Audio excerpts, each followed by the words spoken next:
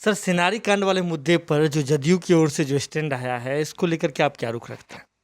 देखिए, आज जनता दल यू का जो वक्तव्य आया है, इससे साफ झलकता है कि जनता दल यू के लोग या जनता दल यू की जो नीति है, वो इस बात को स्पष्टीकरण स्पष्ट कर दी कि दलित, पिछड़ा, अति पिछड़ा और जो अपराधी, उसको अलग अलग रख रहे हैं।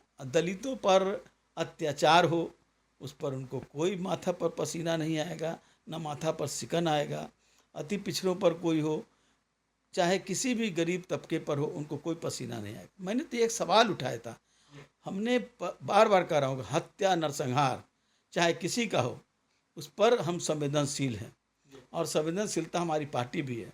सेनारी की घटना हुई, हमारे नेता लालू यादव जी और हमारे मुख्यमंत्री श्रीमती राबड़ी देवी जी, हम लोग भी उनके साथ गए थे और वहाँ स्थिति का जायजा लिया था। लोगों में शांति व्याप्त हो, एकजुटता हो, इस पर हम लोगों ने कहने का काम किया था।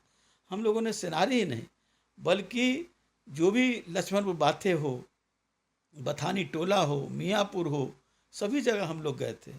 लेकिन एनडीए के नेता जो आज बड़े दम भर रहे हैं, वो उन जगहों पर नहीं गए। ये किस बात का परिलक्षित क्या होता है कि दलित को बलि का बकरा बना दीजिए और आप उस पर कुछ न कहिए। तो मैंने यही कहा कि सेनारी पर जाना, सेनारी के सवाल को लेकर के जाना बिहार राज्य को, ये धन्यवाद के पात्र हैं।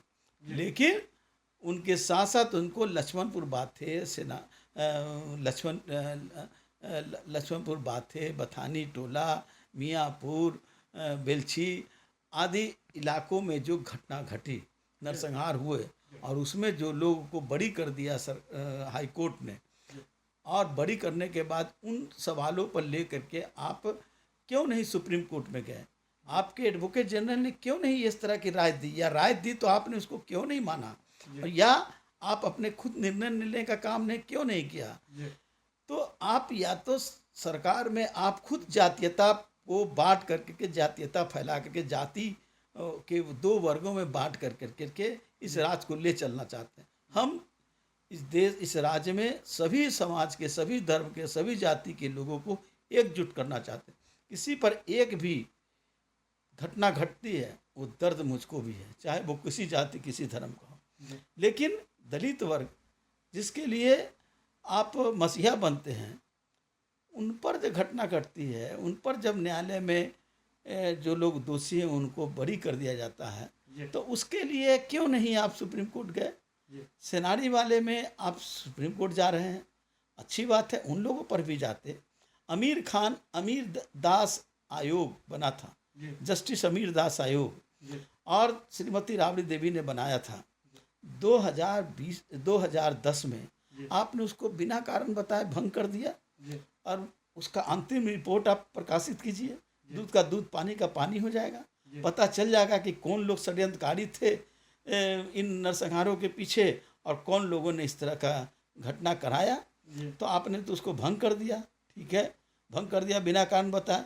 आपको दबाव था, तो आप अंतरिम रिपोर्ट को तो आप प्रकाशित कीजिए। तो आप ये सब कुछ करना नहीं चाहते हैं। और जनता दल यू ने आज स्पष्ट कर दिया कि हम किसके साथ हैं, किसके साथ नहीं हैं, ये स्पष्ट कर दिया। अब तो एनडीए सहित इस राज्य के तमाम जो दलित, पिछड़े, अल्पसंख्यक और गरीब गुरुओं के जो प्रतिनिधित्व करते हैं जनप्रतिनिधि, उनको ही विचार करना होगा कि जो आज जिस तरह से दलित, पिछड़ा, महादलित मर्माहत है, जिस तरह अपने आप को बहुत ही असुरक्षित महसूस कर रहा है इस घटना के बाद, इस तरह के फैसले के बाद, तो उनके जनप्रतिनिधि को इस बात को सोचना चाहिए और इस बात के लिए प्रतिवाद करना चाहिए। नीतीश कुमार जी को भी इसको संज्ञान में लेना चाहिए। नीतीश कुमार जी की राजनीति को देखें तो हमेशा अति पिछड़ों वगैरह से ही उनका संलग्न रहा है, तो ऐसे में नीतीश कुमार जी में इतना बदलाव आप कैसे देख रहे हैं? ये तो उनसे पूछिए कि आप क्यों नहीं लक्ष्मणपुर बाथे और शंकर बीघा, मियाँपुर और बेलछी जैसे घटनाओं पर आपने जब बरी हुए तो उन पर क्यों नहीं आप गए? वो कौन लोग थे जो बरी हुए? आप क्यों नहीं उसके लिए गए? क्यों नहीं उस पर आपने जाने का काम किया? और आज कौन लोग बरी हुए हैं और आप इसके लिए परेशान हैं? आप इसको जा रहे हैं सुप्रीम कोर्ट में। आपके महाधिवक्ता महान महाधिवक्ता किस तरह की सलाह दे रहे हैं। क्यों नहीं उन्होंने सलाह दिया था लक्ष्मण उपाध्याय से लेकर करके इन सब चीज़ों पर। इससे तो आपकी दृष्टि, आपकी जो सोच है इस बात को परिलक्षित होती है कि आप मनुवादी व्यवस्था के आप और धीरे धीरे चले जा रहे हैं। जी सर, आप भी नीतीश कुमार जी के साथ एक लंबे अरसे तक रहे, एक लंबे समय तक रहे, उन्हीं के सरकार में आप मंत्री भी रहे।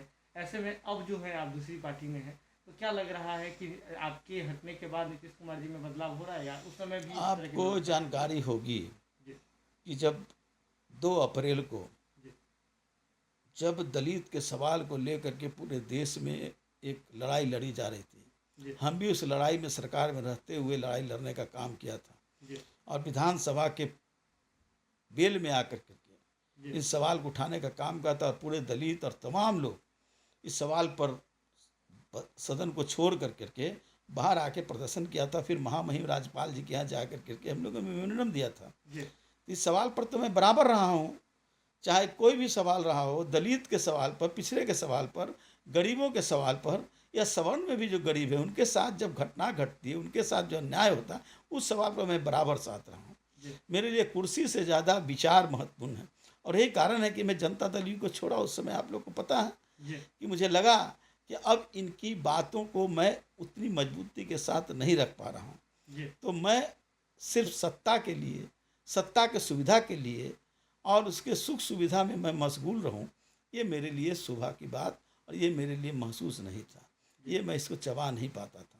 इसलिए मैं सत्ता को कोई छोड़ता है, कोई मंत्री पद को छोड़ता है, कोई सरकारी बंगले को छोड़ता है, कोई उदाहरण दे दे। सत्ता में न रहते हुए भी, पद पर न रहते हुए भी आप सरकारी सुविधाओं का उपयोग को लोग करते हैं। मैंने तो सरकारी सुविधाओं का परित्याग किया। इसलिए मुझे अगर उन चीज़ों में जोड़ करके देखेंगे तो मैं प्रार्थना करूंगा कि मैं अलग मिट्टी का बना हुआ हूँ। अगर ये वीडियो पसंद आई और वह बिहार के राजनीति और बिहारियत से सरोकार रखेनी तो सब्सक्राइब बटन दबा के चैनल के सब्सक्राइब कर ली। ओजे एगो घंटी बा, ओकरा बटन दबा देला से कुल सटीक और मारक खबर रुआ मुफ्त में मिल जाई। अगर रुआ पत्रकारिता के हमनी के नया प्रयोग में सहयोग कर चाहतानी तो ज्वाइन बटन दबा दी। पेटीएम नंबर नोट कर ली 9386816700। धन्यवाद।